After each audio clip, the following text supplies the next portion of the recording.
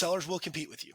Sellers will look you in the eye dead ass when they sell you the business, and then they will go out and they will do shady things. Sellers that will ask for a 3-year non-compete, and when they ask for a 3-year non-compete, every time you can smell it from a mile away. You're like, okay, you're going to rest for 2 years, you're going to prepare for one, then you're going to come back in the market and try to kick my ass, right? Like, I don't want to be in that situation because, like, you probably will. Even after 3 years of experience, you'll probably smoke me.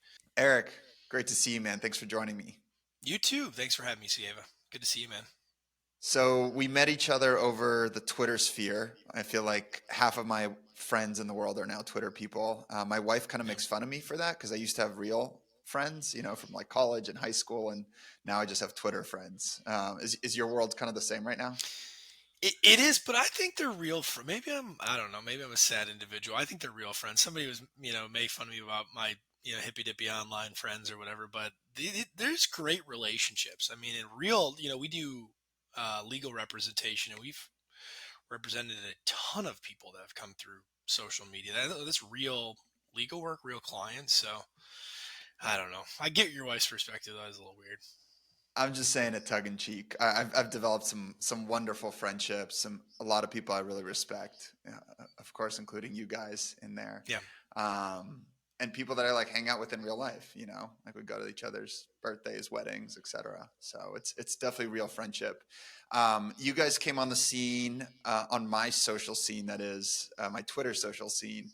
Like what is that? That's 2 years ago now. Yeah, it would have been like the early part of 2022. So Okay. about 2.5 years, kind of the firm really, SMB Law Group really launched in like July of 2022. So we're just over 2 years in operations.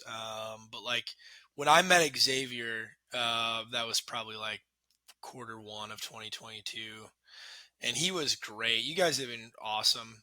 Xavier was one of the first people that reached out. Was like, "I love what you're doing," and introduced me to Andy, your general counsel, and had the opportunity to work with you guys and work with a bunch of people you referred to us. And so, really appreciative of the support. It's been fun.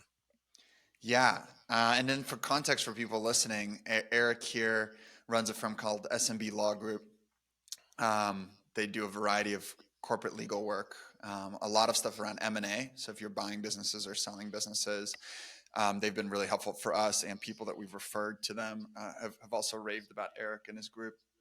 2 years ago, I was just starting to post on Twitter, at the time X now, and I started seeing Eric posting and talking about legal concepts, talking about M&A concepts, and your account just blew up, and from what I've heard kind of like through the grapevine, along with that, your business blew up. So tell us a little bit of, like, why did you start posting on Twitter?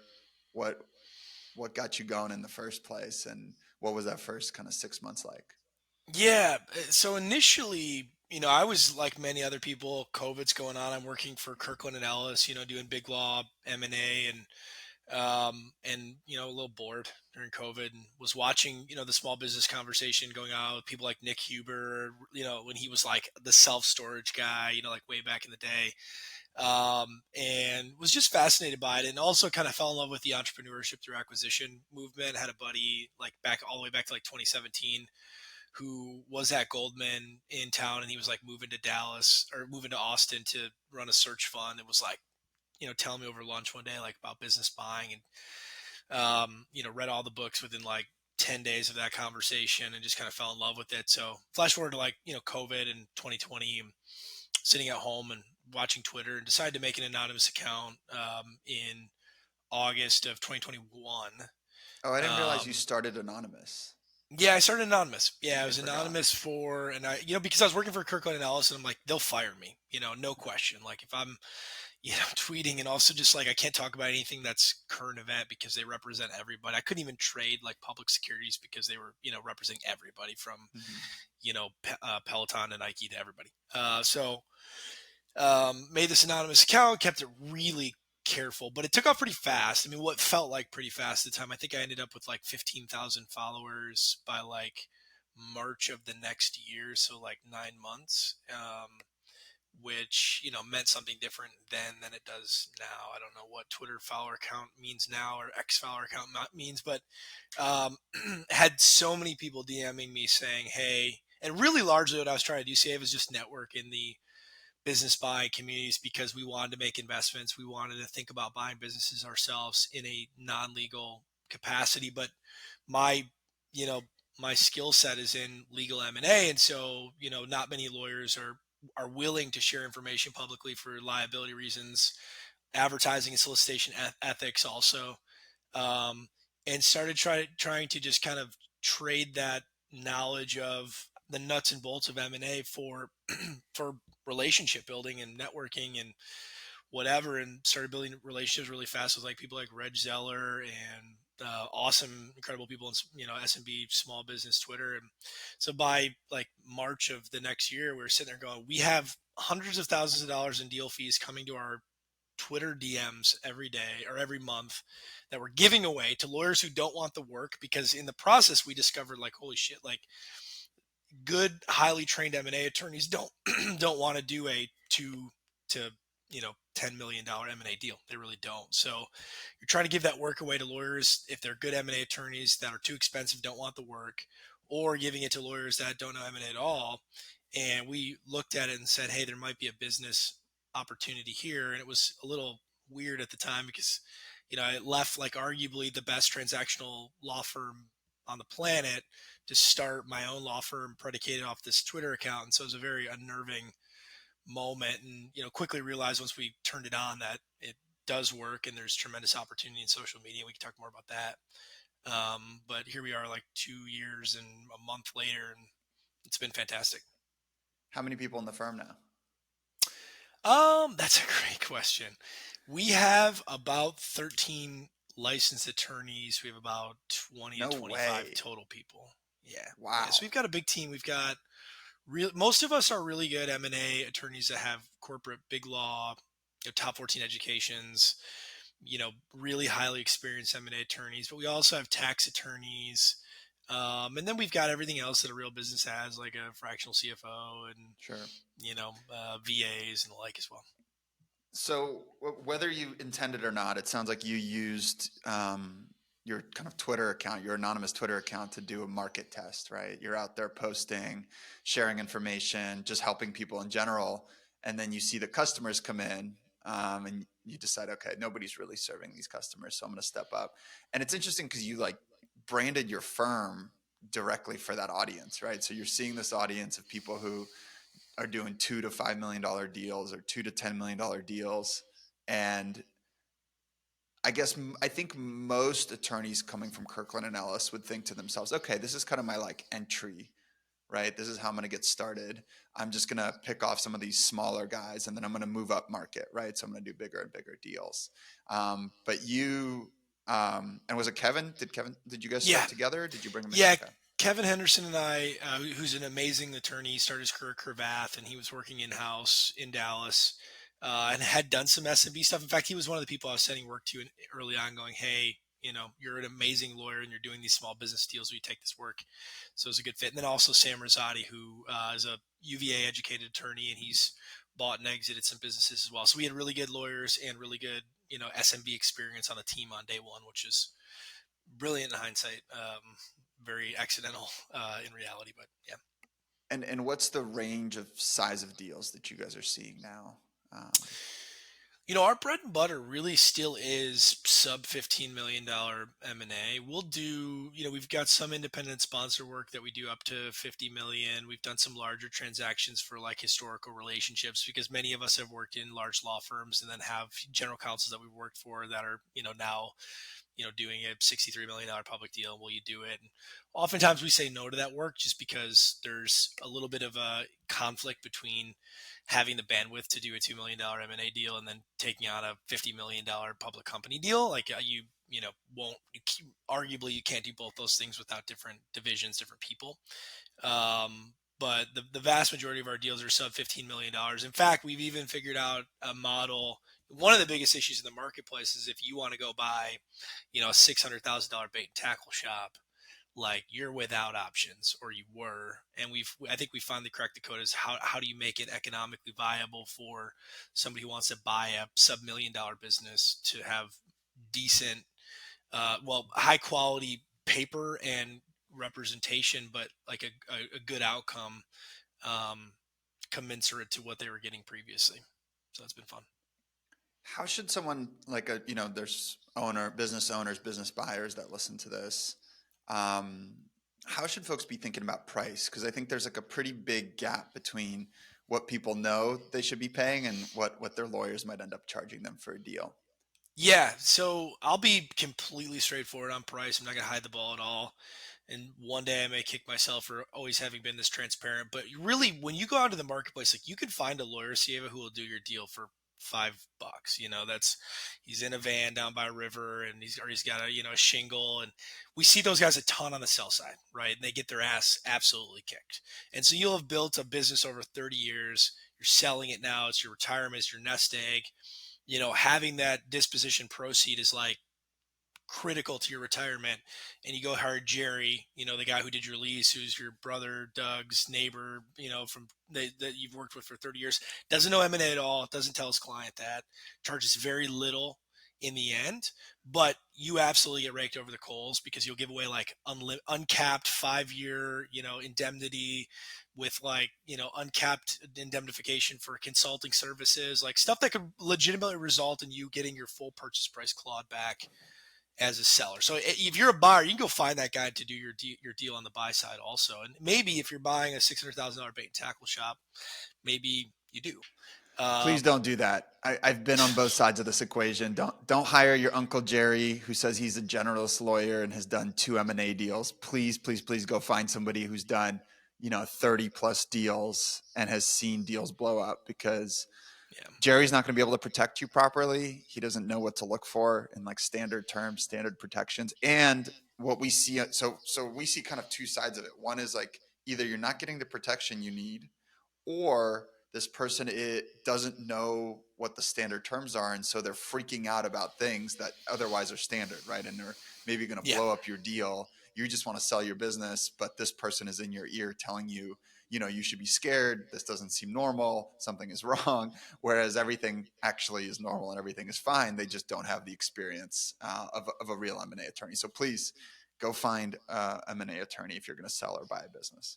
yeah. And you can, right? And that's the other side of the equation is you can also go find like a good mid-market attorney, M&A attorney who's built for like 50, $100 million deals. And you can go hire him probably to do your $5 million transaction.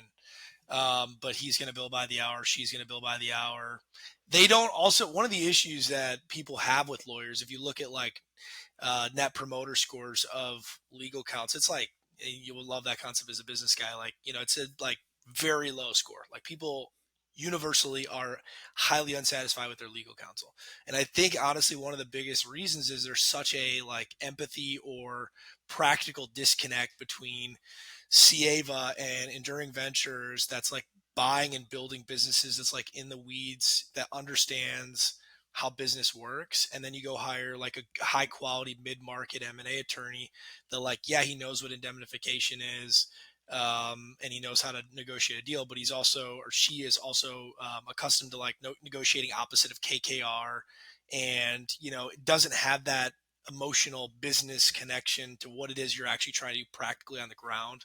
Very rigid, slow to respond, very hostile in discussions, which is the opposite of what, somebody selling a $5 million business wants. And it goes very poorly, and the bill's huge, right? So even if your hourly rate, oh, I'll give you a discount on the hourly rate. Well, how many hours is it going to take? Well, I don't know. And also I can offer you a cap, but then you run into the problem of like, okay, so I offer you a $75,000 cap. I hit it, and now I've run up $150,000 in deal fees. Like I'm not super motivated to represent you anymore. So it's just, there was this breakdown in the market between those two things in M&A. And we were able to use kind of the audience that we had to just be like, what do y'all want? Tell us what to do and we'll do it. And, thousands of data points saying fixed fee, contingency for busted deals, milestone payments, do this, do this. Not everybody agreed. Obviously, there's still a select few people that are like, yeah, hell yeah, the billable hour is great. Love it. It's efficient. Yeah, yeah, that's like sub 10% of people. So not everybody agrees in the end, but like there is a pretty large consensus of what people are looking for in legal services, at least in transactional work. And like it didn't exist, at least on a large scale, until recently, I think. I think we've made the mistake of telling too many people about it. I'm like, all right, we got to stop publishing articles that say, here is how you properly represent self-funded searchers because we're breeding competition, but it's all good. What are the fee ranges that you guys are seeing for deals that are between 2 and 10 million? $2 to $10 million is,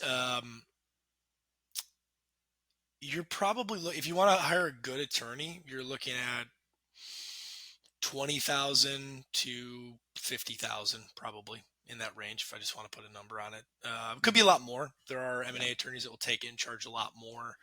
Um, if you're doing like an independent sponsor model too, like a lot of sponsors don't really care what their legal fees are so much as they care about papering the hell out of the deal and making sure they don't have fallback. So there's outliers. Again, you can go find somebody who'd do that deal for a $2 million deal for 5,000 bucks, but you can also find somebody who'd do it for 350,000. Yeah, we've definitely seen that. I guess my warning to business sellers and business buyers is like, don't go and hire the fanciest brand name law firm.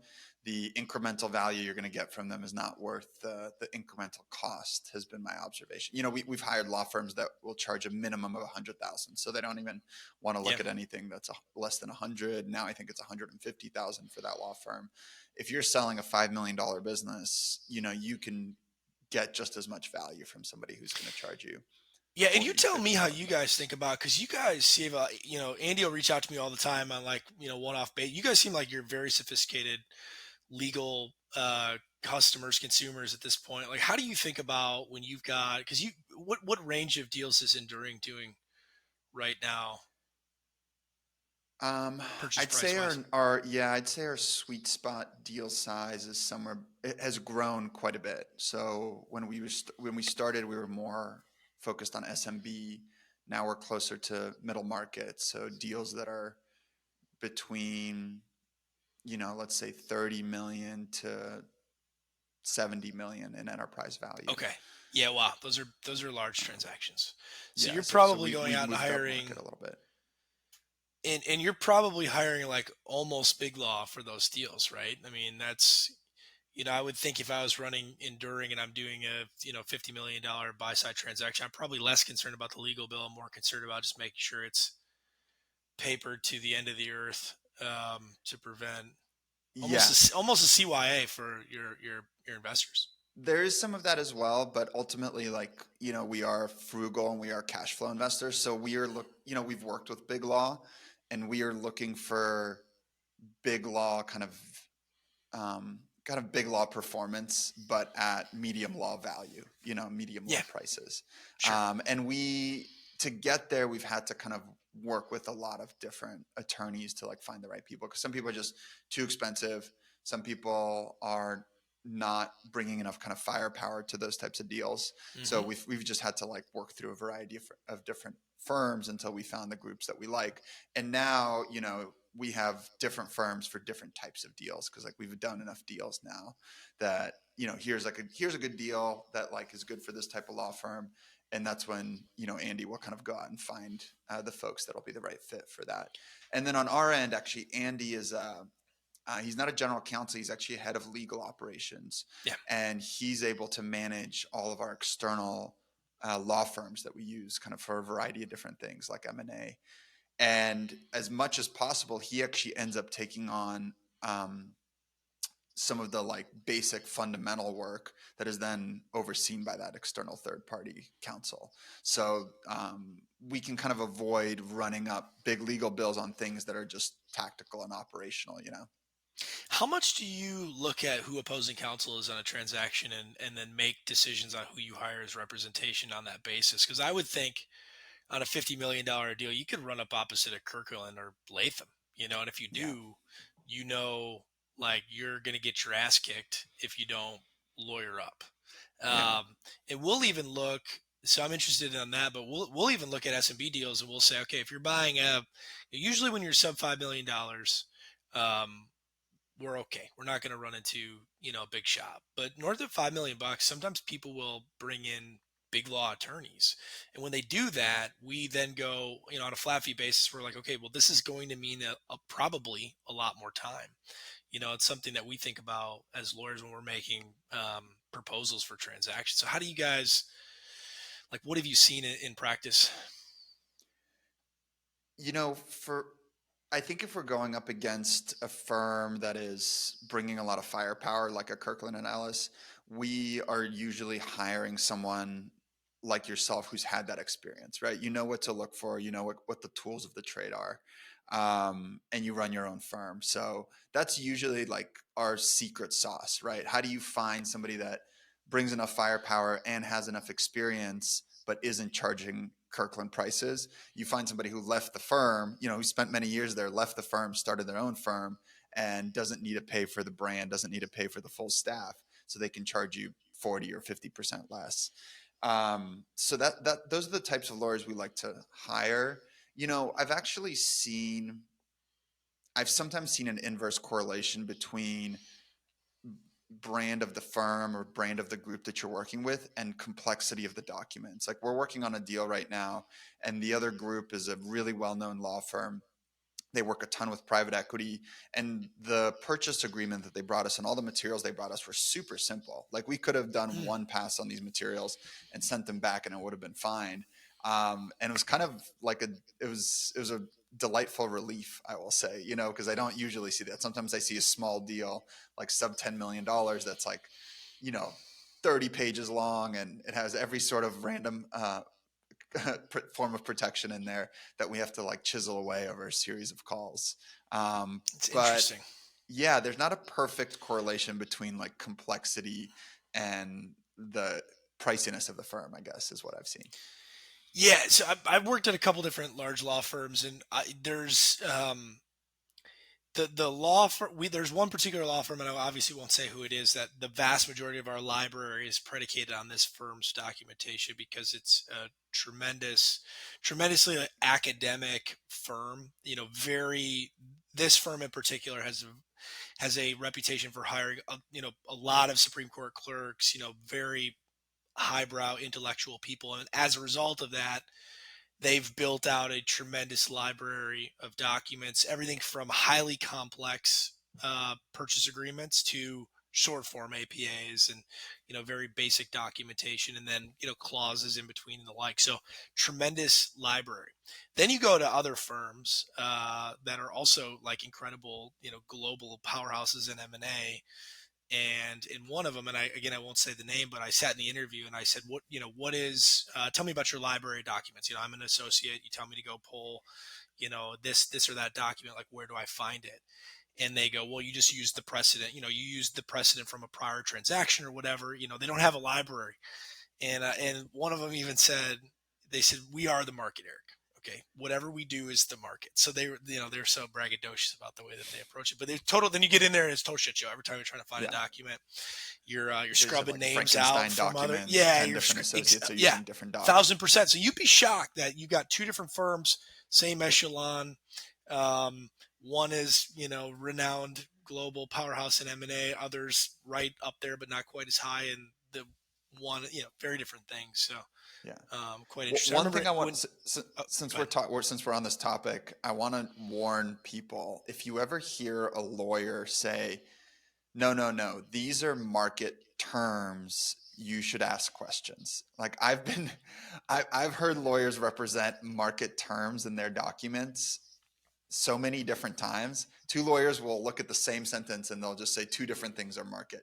So I would just say, like, for people that are not used to working with lawyers, if somebody is confidently telling you something is market and it feels off, don't worry about pushing back, right? There is no truly sense of market terms, right? There's like things that are mutually agreed upon, like most commonly, but sometimes a lawyer will just fall back on the sentence of like this idea of like, oh no, that's a market term, like don't question it, and you should, as a business Yeah. owner, you should definitely question it. What do you think of that? Well, so there is a market, right? A market, but there's actually secondary sources like ABA deal point studies that get together and they take all the M&A transactions and they put it into and this is just for M&A, right? They literally put it into a deal point study that will tell you statistically what are the terms that you're going to get for everything in an M&A deal: indemnity, escrows, caps, baskets, deductibles, everything.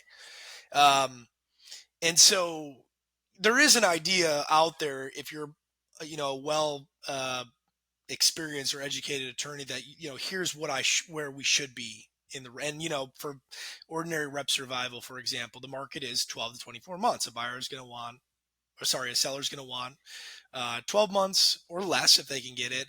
A buyer is going to want 24 months or more if they can get it. That's the market. And the dance is, and what I always say when you've got a sophisticated lawyer on the other side that knows market, you go, we can fight about this, or we can just say 18 months and we can allow our clients to move on with their lives. What do you want to do? Yeah. But you We almost always oftentimes, land on 18 months. yeah, but it is a negotiation, right? So oftentimes, like I described earlier, you'll run into lawyers that do not know what they're doing, right? They don't have that experience. They've taken a deal that they shouldn't have taken, and as a result of that, and I'm not a very aggressive attorney. Like, I'm not a die on a hill attorney. I'm not a start out with a 90-page purchase agreement attorney that's going to make everybody angry. But when I've got clients that are a person with a family and kids, and they're buying a business, and the seller hires a lawyer that doesn't know what they're doing, yeah, there's a few places that we take terms, the really important terms that are going to save you at post closing if there are problems, that we take, 5 years of indemnity or uncapped indemnification and things like that, when in reality the market should be a certain percentage of a cap. So just because there is some sort of well-worn path for transactions doesn't mean you're going to end up in it. But you're absolutely correct. So many times I'll end up in conversations where I'm saying market is X and they're saying market is Y, and the only way to get past that is for you to then say, like, cite your source, dude. Like, if this is like, if it's truly the market, like, provide me with a secondary source that backs up your position. And I like that. if you could I've do never done that, that. then yeah, just call them out. Just ask them to provide they're lawyers. They should substantiate their statements. And so, of course, they won't do it, but it's a Yeah. good way to refute a point. Yeah. Yeah. Oh, I've seen hundreds of deals. Yeah. Oh That's my the God. I source. can't tell you how many times Sieva brokers in particular are the worst. I had one 2 days ago. Eric, I've done hundreds of deals, and I'm like, dude, we closed, $950 million of SMB deals last year, about 700 million of SBA 7A transactions. That's more than you've done in your career. And we've done it in 12 months. Like, you really want to fight about, and that's, I don't say that because that doesn't play well, but Right. it's like, these guys they'll look me in the eyes and tell me that I don't know what the hell I'm doing. I'm like, okay, Yeah. all right, thank Everyone's you. got a little bit of ego to protect. Yeah, On this topic, so if you so you guys do a deal, you sign documents, you do your best to protect a client. Fast forward 3 years or 4 years or whatnot, something goes wrong, and there's a disagreement or yeah. there's a lawsuit. What is the most common blow up that you're seeing between buyers and sellers? And do you have any like stories that you've personally seen? Yeah, unfortunately there's a lot, right? Issues with sellers in particular, one category. Issues post closing, there's a lot, right? Entrepreneurship is tremendously difficult.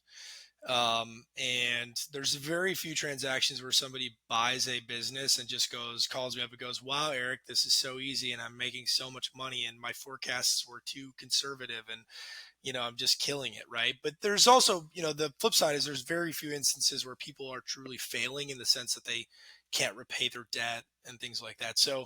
really, I watch a lot of folks that are Big warning, grinding. don't believe what you see on X. It is much Yeah, easier to write about an acquisition than it is to actually do an acquisition. That's how I got all these scars on my body. for I've, sure. I've been doing it for too long. That's why I'm dead inside. And Yes.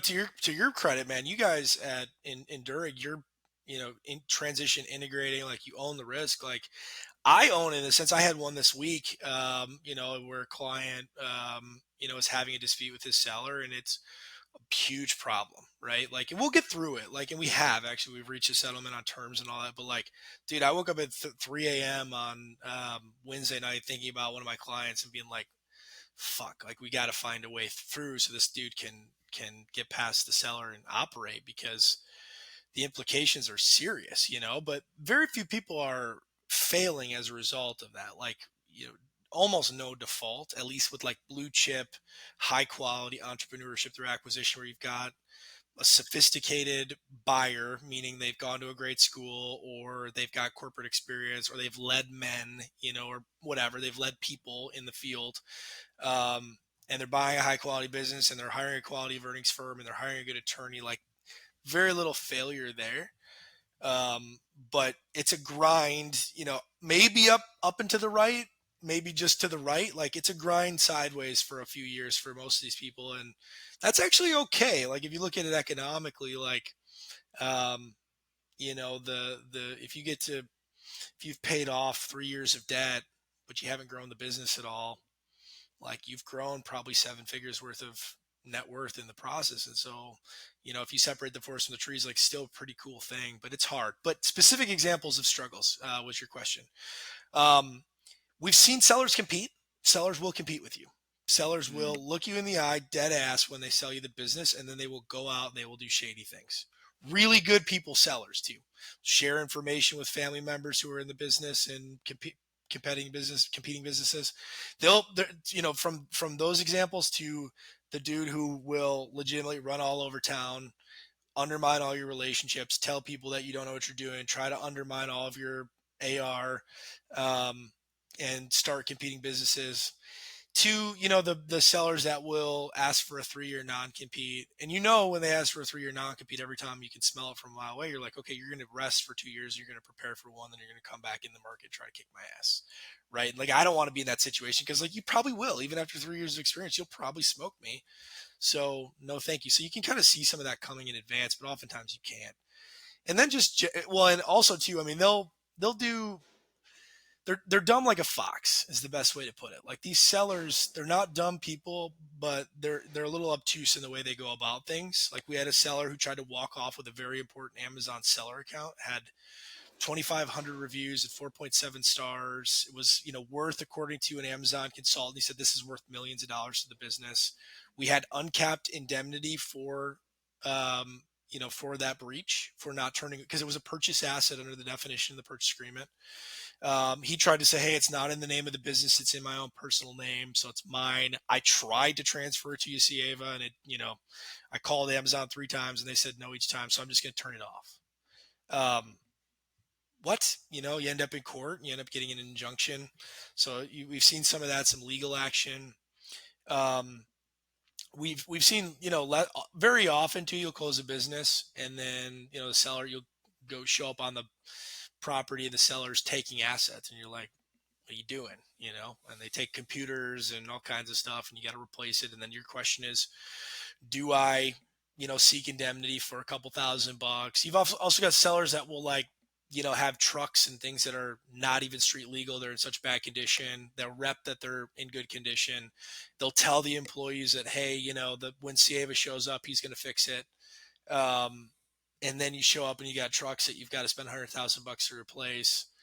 Unfortunately, in most of those cases, we have such broad paper that's really buyer friendly that we're able to find solutions to a lot of it.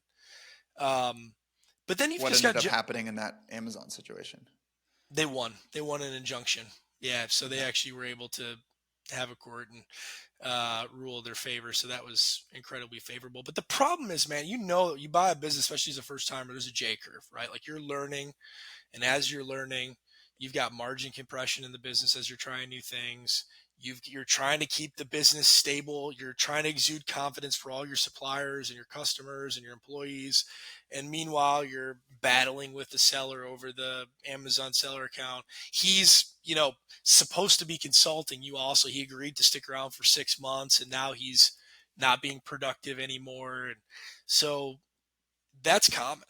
Like that's really Yeah. common. And we're seeing a lot of stock deals now, equity deals in SMB land, SBA land, because you can now buy just a portion of a business with an equity deal. Um, Oh, I want to talk a little bit about that. yeah, Um, Asset purchase versus stock purchase. Big, raging debate in the world. What is your, maybe expand on the topic that you were just talking about? I was historically advised to do asset purchases. yeah, There are tax advantages. Some say there are liability advantages. Some say there are not liability advantages. There's a huge pain in the neck about transferring licenses and standing up a new company and all this stuff. Maybe expand on the point you were just making and then tell us what you think about that debate. yeah. Well, I think so. I'll give you the background first. When you buy the assets of a business, you buy all the parts of the machine. You bring it over to your new entity and you put the machine back together. Sometimes when you do that, it is hard to bring all of the parts over. Contracts that are not assignable, um, permits, licensure that has to come over. Also, putting it all back together, hiring the employees, transferring the phone accounts, transferring everything, enormously burdensome. It's a But huge pain. it's a huge pain, a huge pain. But when you do that, you sever off all of the historical liabilities, save for like maybe a few very specific exceptions. But you leave behind all the dumb things that the seller had done with the business. So you don't have to worry about being sued for tax or environmental or whatever, anything, um, because of the asset structure, which is really nice. It limits the amount of diligence that you have to do in theory, because you don't have to worry so much about what they've done. It also has tax advantages because then you take the purchase price of the business and you allocate it across the assets of the company, particularly businesses that have lots of tangible assets. It's much more valuable, to do it an asset deal in theory. And I won't talk too much about tax. Stock deal, much easier. Instead of taking the machine apart, you buy the whole business. You get the machine as is, but you inherit all of the historical liability. You inherit the historical depreciation and amortization schedules for tax purposes, so not as favorable. But it's much easier. You don't have to transfer accounts when there's key permits, or things in place that are not transferable. You can keep those in place. So oftentimes, like a really good example is we had a client who was trying to buy a physical therapy clinic, and like 80% of the revenue of this physical therapy clinic was coming from insurance company payors. There was like five of them, Blue Cross Blue Shield, the big ones that had agreements in place with this physical therapy clinic. If we bought it as an asset deal and had to assign over all those contracts, we would have had to go back to Blue Cross Blue Shield and all these different places and ask them for permission. The seller said, you're probably not going to get permission because they only provide these contracts to so many physical therapy clinics. And also, I'm not even going to let you do it pre-closing because you're not going to blow my business up in this transaction. So if you want to buy the business as an asset deal and then find out after the fact if you can have 80% of your revenue, that's your prerogative, but I'm not going to do it. So a deal like that has to be structured as a stock deal. It's not always perfect. Obviously there's always exceptions, in changing control provisions and certain contracts also will be implicated by stock deals. So structuring is important. But I want to ask you because, I've had many buyers who've gone through a life cycle of buying multiple businesses. And I've seen some that have said, hey, I'm, frustrated with the asset structure. So I'm just going to buy stock. And I think at one point it was either you or Xavier that said, hey, if I'm going to now buy stock because I have to, I look at that and I say, I need at least a 25% purchase price reduction to account for that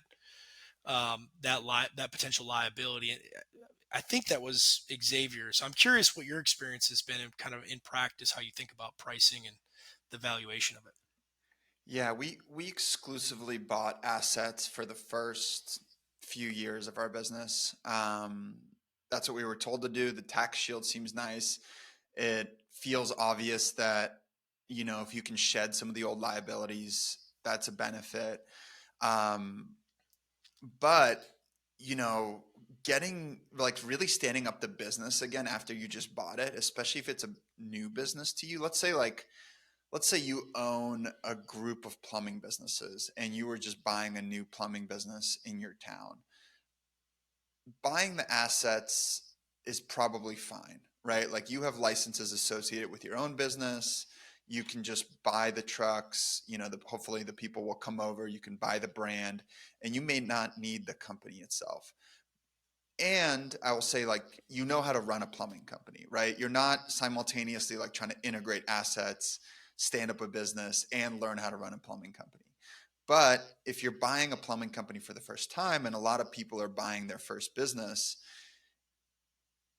both being a day one CEO and making sure that the business is working, sales are working, you're collecting dollars, and standing up a new business at the same time, like you explained, you need to flip over all the vehicles, you need to get licenses maybe from the city, you got to switch the phone lines over, you got to get employee contracts for everyone. You may just not have the capacity to do both things at the same time, which is transfer the business and run the business. And there may be a gap that'll limit you from being able to like build certain customers, right? Certain customers need you to prove that you have X license with the city. Getting X license with the city may take you a month. if the city is very responsive. And that means that you may not even be able to perform the work for that particular customer.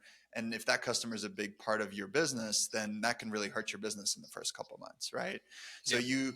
you really have to think through, like what we failed to do, at least with one of our acquisitions, is we didn't fully think through all the downstream effects of having to switch everything over, and it slowed things down. Ultimately, we figured it out. The seller was very supportive, very compliant around helping us get everything done, because he just had done it before, so he knew how to do it much faster. But imagine a situation where the seller just retired, or you didn't have such a great Yeah. relationship after the sale, and they don't want to help you. Well, now you're really figuring everything out from scratch. So we we are open to buying the stock of a company, but like Xavier said, there is a cost to that, right? Yeah. There's a price difference. And the two reasons really are: one, taxes, right? You get a real tax shield by buying the assets of the business. And two is liabilities, right? You're taking on unknown liabilities by doing a full share acquisition, the full equity acquisition. I will say that one learning has been that the liability protection of buying assets has not proved to be as strong as I thought it was. I've Okay. learned, like, we haven't really experienced it personally, but I've learned talking to lawyers that actually there is this concept of like successor liability that can occur with Yeah. assets. So you buy the assets and you think you're good, you maybe know of some liabilities, you don't know of some liabilities, and something comes out of left field and they say, wait, you bought all the assets. You're basically the same company. Yeah. Yeah. It And gets I you like think people have gotten, 90% of the way is how I think about it. yeah. And I Yeah. think people have like actually gotten in trouble for that. So it's not perfectly bulletproof. It's just good. It's a good conversation to have and like just be aware of. I'm curious, because you see a lot of deals, what have been some of the more creative deals that you've seen, whether it's, taking the least amount of risk, putting the least money down, or something else? Yeah, well, creativity in small business M&A is like something that I strongly encourage people not to try too much because the marketplace is not built. The at least Main Street is not built for complexity. It's really not. The lenders are not built. SBA lenders are not built for complexity. Brokers are not built for complexity. And then God help us if you take like you've just come off Wall Street or whatever, and you've done, mid-market investment banking. You take a sophisticated, earn-out structure or whatever to, Jan, who's run a commercial cleaning business for 25 years, and say, hey, here's how we're gonna pay you. It's not well received always. So I do encourage people keep things simple but deadly. Obviously, you still want to be thorough.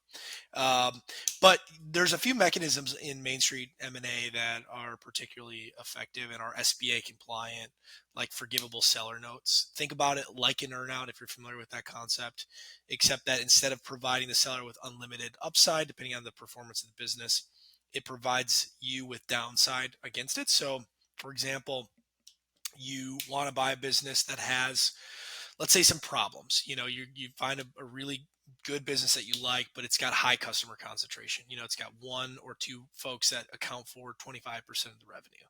And you're sitting there looking at this business and you're going, yeah, I really like it, but shoot, if I buy this business for 5 million bucks and then overnight 25% of the revenue goes away because this one customer decides that they don't like Enduring Ventures or Sieva or whatever, my name, spelling my name, and they disappear, all of a sudden I'm in pretty bad shape in terms of servicing my debt and the like. It also creates marketability problems for a lot of those businesses too. So somebody who's got that level of customer concentration, like it's not just, hey, they don't like your offer. It's that, the marketplace generally won't provide liquidity because these SBA lenders aren't going to lend on the deal. So you can solve that by going to them and saying, hey, I'm going to pay you the amount that you want. You want your 5 million bucks, but we've got this 25% customer concentration that I'm worried about. So I'm going to include this forgivable promissory note against this particular customer. And if 25% of the compensation in the form of this note can be forgiven if this customer is lost in a period of time. And it can be anything. It can be revenue. You could tie, we see clients all the time that will tie the amount that they're going to pay to the revenue that the business does going forward, the earnings of the business, which is a little bit more buyer friendly because obviously easily manipulated. But it can be anything. It can be the retention of key employees, any historically verifiable metric in the business.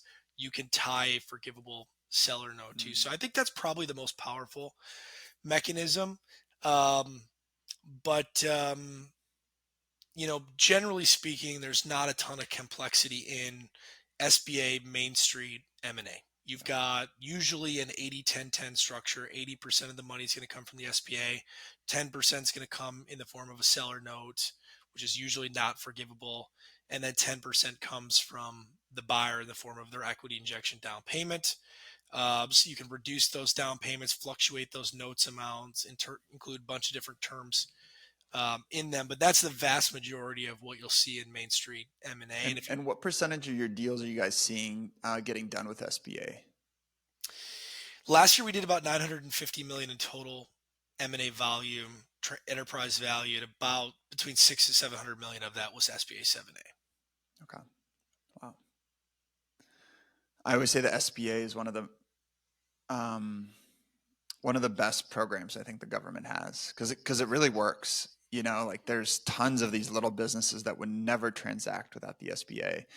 Could be a business in a small town of like 2,000 people and it employs, a dozen, 20 different people. And if that business just didn't transact and it disappeared, like those people would may or may not have jobs afterwards, and the Yeah. ability for a buyer or like a manager to come in and buy that business and have continuity, I think is really powerful for the economy. Well, and I do think that I agree with you completely. The SBA 7A program is like the analog is like Fannie Mae and Freddie Mac for home buying. If you didn't have the government uh, insuring these conforming mortgages, what would happen to the home buying marketplace? Probably something similar. Prices would certainly come down because there'd be less liquidity. Same thing in small business, business buying and selling. But it's the government, right? I tell everybody, I'm like, this fantastic debt. It's relatively easy to get. It doesn't have any covenants. But I'm going to go against what I just said a second ago. It's like getting a mortgage from the Department of Motor Vehicles. It's a pain in the ass. Right. And all the lenders have different standard operating procedures, and some are better than others. Very few are very good at it. So it's a hard product to get through the process of getting, but it's fantastic, right? And I love it because most of these really experienced cash flow analyzing 7A lenders, and I can name a bunch of names that are fantastic. They've seen 10,000 businesses in their careers. Mm. And then they're underwriting the business. And when they underwrite it, they're saying, Sieva, number one, do I think that the business is a good one that's going to be able to pay the step back? But number two, do I think you, Sieva, are capable of running this business? Which is a really important question that business buyers have to ask themselves because not everybody's built for business buying or entrepreneurship generally. And so there's a lot of safeguards in the process. And that's what I love about it the most is if you go to Bruce Marks or Lisa Forrest or Heather Anderson or one of these really experienced people in the marketplace and they say, Sieva, I don't think this is a good business, or I think it's a good business, but I don't think you're up for the job. Like, you should listen to Yeah. that. So I think the program's great. And I think that the people who are running it in a sophisticated way are fantastic also.